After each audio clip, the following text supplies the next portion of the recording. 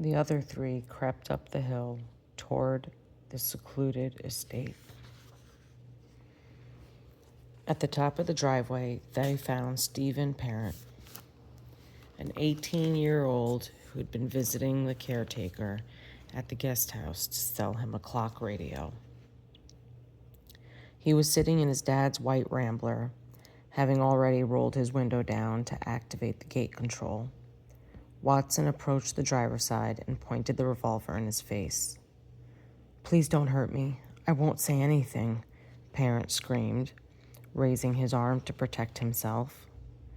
Watson slashed his left hand with the knife, slicing through the strap of his wristwatch. Then he shot Parent 4 times, in his arm, his left cheek, and twice in the chest. Parent died instantly, his blood beginning to pool in the car. Those 4 shots rang out through Benedict Canyon, but no one in the house at 10050 CLO seemed to hear them.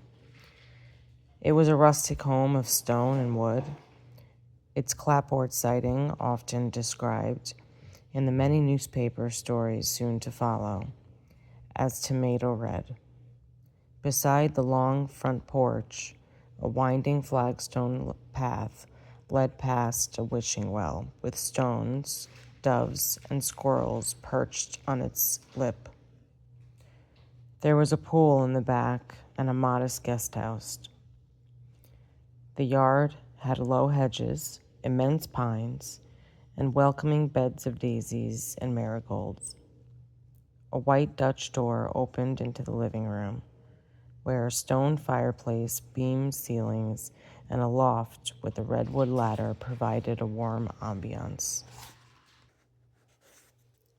Finding no open windows or doors, Watson cut a long horizontal slit in a window screen outside the dining room and gained entry to the house. He went to the front door and let Atkins and Krenwinkel in. In the living room, the 3 killers came across Wojciech Frykowski, a 32-year-old Polish emigre and an aspiring filmmaker, asleep on the couch with an American flag draped over it. Frykowski was coming off a 10-day mescaline trip at the time. Having survived the brutal Second World War in Poland, he'd gone on to lead an aimless life in America. And friends thought there was something brooding and disturbed about him. He was part of a generation of Poles who'd been put on a crooked orbit. Now rubbing his eyes to make out the figures clad in black and standing over him, Frykowski stretched his arms and, apparently mistaking them for friends, asked, "What time is it?" Watson trained his gun on Frykowski and said, "Be quiet. Don't move or you're dead." Frykowski stiffened, the gravity of the situation beginning to seize him. "Who are you?" he asked. "And what are you doing here?" "I am the devil, and I am here to do the devil's business," Watson replied, kicking Frykowski in the head. In a linen closet, Atkins found a towel and used it to bind Frykowski's hands as best as she could. Then, on Watson's instructions, she cased the house, looking for others. She came to a bedroom, the door ajar, where she saw a woman reclining on a bed, reading Abigail Folger, 25, the heiress to a coffee fortune. She'd been staying at the house with Frykowski, her boyfriend, since April. Now she glanced up from her book, smiled, and waved at Atkins, who responded in kind and continued down the hall. She peered into a second bedroom, where a man sat on the edge of a bed, talking to a pregnant woman who lay there in lingerie. The man, Jay Sebring, 35, was a hairstylist. His shop in Beverly Hills attracted a wealthy, famous clientele. He'd been the first one to cut hair in a private room, as opposed to a barber shop. He'd served in the Navy during the Korean War. An intensely secretive man, he was rumored to allow only 5 people to keep his phone number. On the bed with him was his ex-girlfriend, Sharon Tate. Then 26 and 8 months pregnant with her first child. She'd recently filmed her biggest role to date in the 13 Chairs, and her manager had promised she'd be a star someday. Born in Dallas, Tate was the daughter of an Army officer.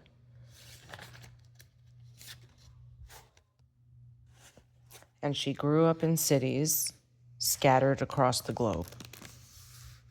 Her beauty was such that she'd apparently stopped traffic, literally, on her first visit to New York. She'd been a homecoming queen and a prom queen. Even at 6 months old, she won a Miss Tiny Tot contest in Texas. A film career, she'd hoped, would get her noticed for something beyond her good looks. There on Cielo Drive, at the home she called the Love House, Tate was optimistic about the future. She believed her child would strengthen her marriage to Polanski, who sometimes demeaned her. Having reported back to Watson, Susan Atkins retired Frykowski's hands with a piece of nylon rope. She went to bring the others into the living room, returning with Folger at knife point. And then with Sebring and Tate. "Come with me," she told them. "Don't say a word or you're dead."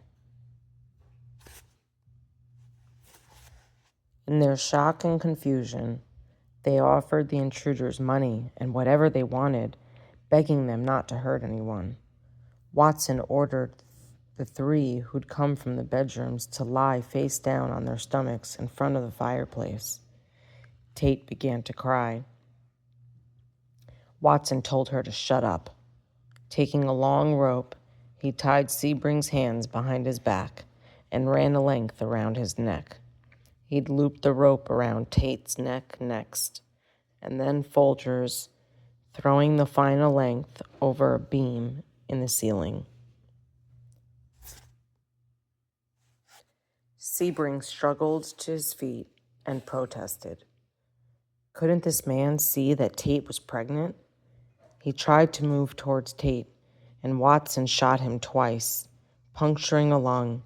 Sebring crumpled up into the zebra skin rug by the fireplace. Since they were all tied together, his collapse forced the screaming Tate and Folger to stand on their toes to keep from being strangled. Watson dropped to his knees and began to stab the hairstylists incessantly. Standing up again, he kicked Sebring in the head. Then he told Krenwinkel to turn off all the lights. Tate asked, "What are you going to do with us?" "You're all going to die," Watson said. Frykowski had managed to free his hands. He lurched towards Atkins, attempting to disarm her, but she forced her knife into his legs, stabbing him consistently as they rolled across the living room floor, a tangle of limbs glinting with steel. He pulled her long hair. His blood was spraying everywhere, and he'd been stabbed more than a half-dozen times. But Frykowski staggered to his feet.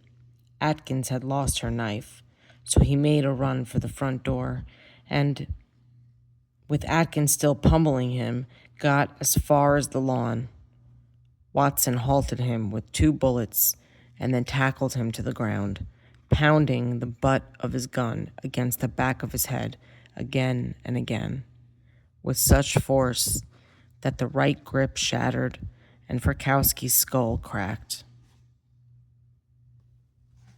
Inside, Tate was sobbing. Then Folger, who lifted the noose from her neck, shot out the front door too. She was halfway across the front lawn, her nightgown flowing behind her like an apparition, when Krenwinkel caught up to her and brought her knife down, stabbing her 28 times. Watson joined in, and Folger went limp, saying, "I give up. I'm already dead. Take me." Drenched in blood and their own sweat, the two killers rose to see Frykowski yet again, on his feet, stumbling towards them. Soon they were stabbing him with the same mechanical precision, forcing steel through flesh, bone, and cartilage. The coroner tallied 51 stab wounds on the pole, plus 13 blows to the head and 2 bullet wounds. Atkins had remained in the house with Tate, who was whimpering, sitting on the floor, still only in lingerie, and still bound by the neck to the dead body of her former lover, Sebring. She was the only one still alive. She was due to give birth to the child, a boy, in 2 weeks. Watson came back inside and ordered Atkins to kill her.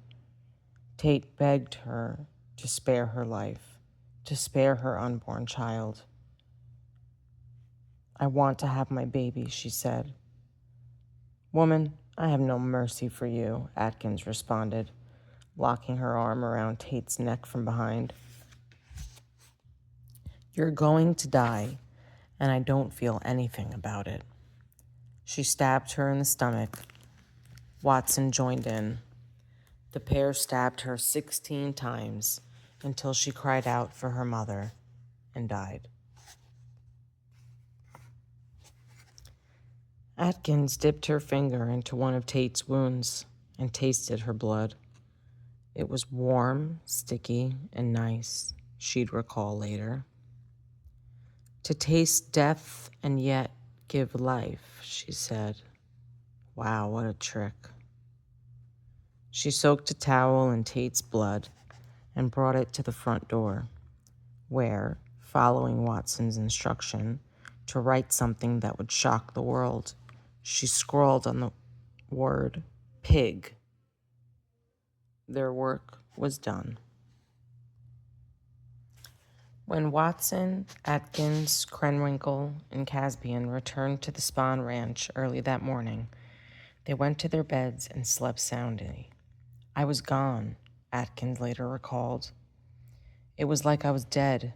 I could not think about anything. It was almost as if I passed out, blacked out. My head was blank. There was nothing in me.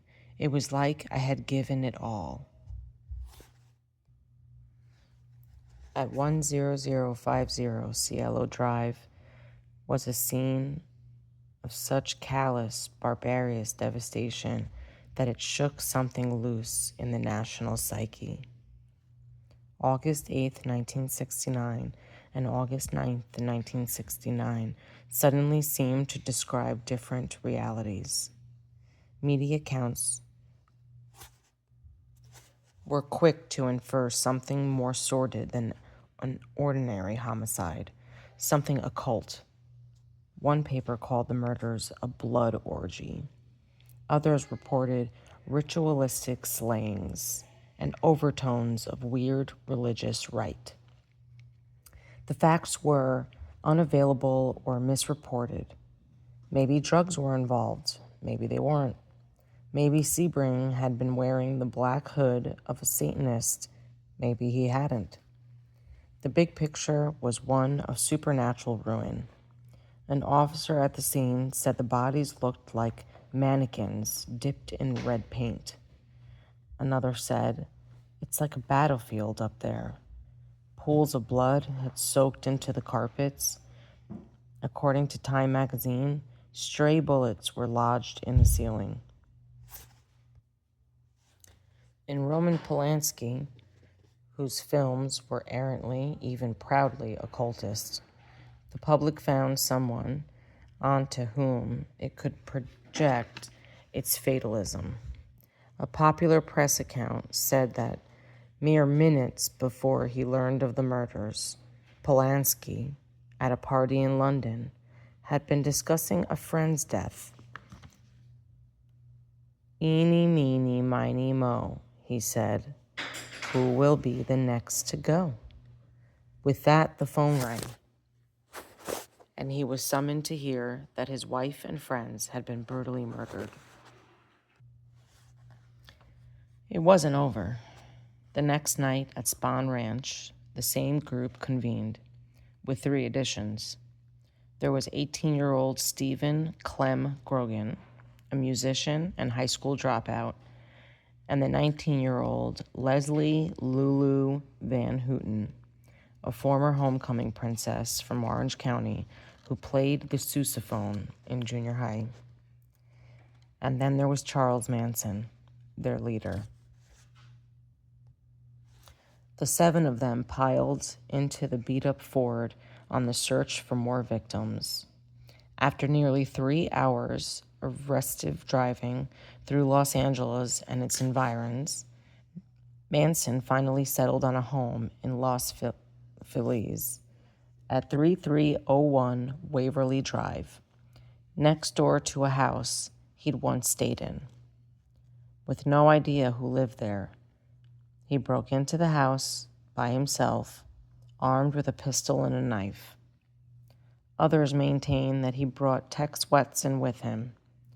In any case, he spotted Leno LaBianca, 44, a grocery store owner, asleep on the couch, a newspaper over his face. Leno's wife, Rosemary, 38, was in the bedroom. Rosemary was paranoid that people had been breaking in and moving their furniture around lately. And, like the whole city, she was spooked by the Tate murders the previous night. Even so, Manson was apparently able to walk right into the front door, and he tied up the couple by himself. Then he rejoined his acolytes in the bottom of the long driveway, where they were waiting in the car. Manson chose Watson and Krenwinkel again as his executioners. This time he added Van Houten to the mix. She'd never so much as struck another person before that night. He told the 3 of them to go inside and kill everyone. They had only buck knives. They burst into the house, separated the couple, and stabbed Leno 26 times. They cut the word "war" into his stomach and impaled a carving fork beside it, its handle jutting out of his belly. They left a steak knife protruding from his throat. Rosemary suffered 41 stab wounds, many inflicted after she died. Before they left, the killer scrawled, "Heather Helter Skelter," in blood on the refrigerator, misspelling the Beatles song Helter Skelter. On the walls, they smeared "Rise" and "Death to Pigs" in Leno's blood.